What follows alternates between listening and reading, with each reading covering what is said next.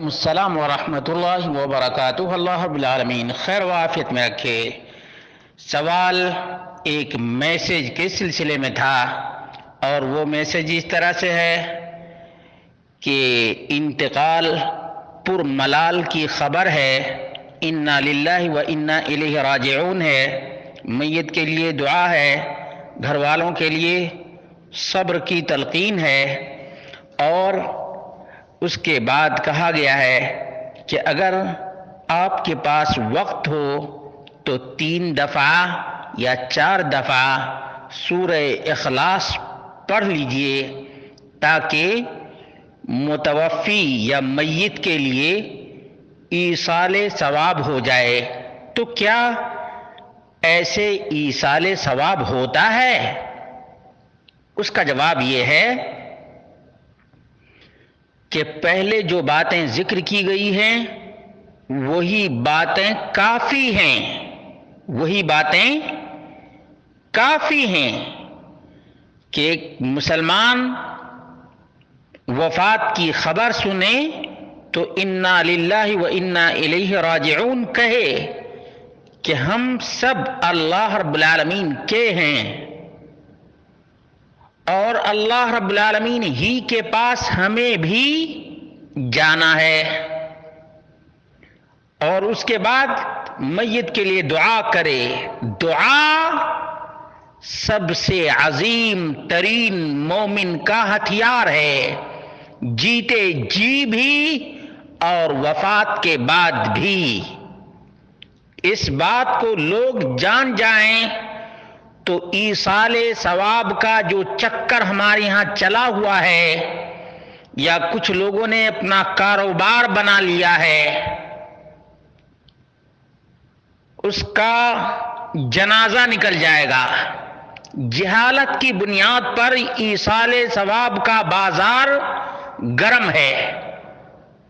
اللہ رب العالمین نے فرمایا من عمل صالحا فلنفسہ، جس نے بھی نیکی کا کام کیا اس نے اپنے لیے کیا ہے،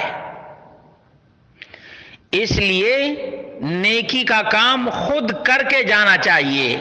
البتہ دعا دینی چاہیے کسی بھی مومن مسلم موحد کی وفات کے بعد بھی اور زندگی میں بھی، کیونکہ اللہ رب العالمین نے فرمایا والذین جاءوا من بعدهم یقولون ربنا اغفر لنا ولاخواننا الذین سبقونا بالایمان، ایمان پر جن لوگوں کا خاتمہ ہو جائے ان لوگوں کے لیے دعا دینی چاہیے۔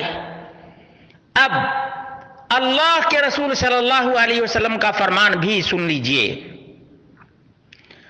ابو سلمہ کی وفات ہو گئی تھی تو اللہ کے رسول صلی اللہ علیہ وسلم نے سورہ اخلاص 2 4 10 بار پڑھ کر کے پارسل نہیں کیا، بلکہ فرمایا اللہم اغفر لأبی سلمہ، اللہ رب العالمین ابو سلمہ کو معاف کر دے، اللہ رب العالمین ابو سلمہ کے گناہوں کو مٹا دے، اللہ رب العالمین ابو سلمہ کو مغفرت نواز دے، مغفرت گناہوں کی بخشش۔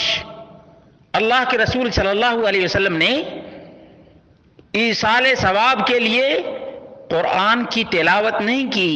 اللہ کے رسول صلی اللہ علیہ وسلم کے پاس وقت بھی تھا، اور درست ہوتا تو اللہ کے رسول صلی اللہ علیہ وسلم یہ کام ضرور کرتے۔ اور اللہ رب العالمین نے فرمایا وَأَن لَيْسَ لِلْإِنسَانِ إِلَّا مَا سَعَىٰ وَأَنَّ سَعْيَهُ سَوْفَ يُرَىٰ، انسان کے لیے تو بس وہی ہے جو اس کی کوشش ہے، اور اس کی کوشش ہی دکھائی جائے گی۔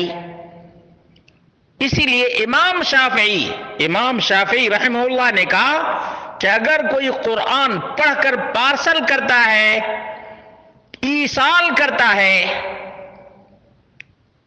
تو اس کا اجر و ثواب نہیں ملے گا۔ اور اس کو کوٹ کیا ہے مفتی محمد شفیع دیوبندی نے بھی، انہوں نے معارف القرآن ان کی تفسیر ہے، اس میں اس بات کو کوٹ کیا ہے باقاعدہ۔ اب اللہ اور اس کے رسول کی تعلیمات تمام اخوان کے سامنے ہے۔ اب کوئی دعا پر اکتفا نہ کرے بلکہ کوئی سورہ اخلاص کو پارسل کرتا ہے، ایصال کرتا ہے، تو کوئی دوسرا یاسین پارسل کرتا ہے۔ بہرحال یہ پارسل بغیر ایڈریس اور پتہ کے پہنچنے والا نہیں ہے۔ اور دوسری اہم ترین بات جو سب مسلمان کے پیش نظر رہنی چاہیے وہ ہے یا ایھا الذین آمنوا لا تقدموا بین یدی اللہ ورسولہ، ایمان والو اللہ اور اس کے رسول سے آگے نہ بڑھو۔ گویا جو پہلی باتیں ذکر کی گئیں انا للہ و انا الیہ راجعون، میت کے لیے دعا کی گئی، وہ بھی درست ہے۔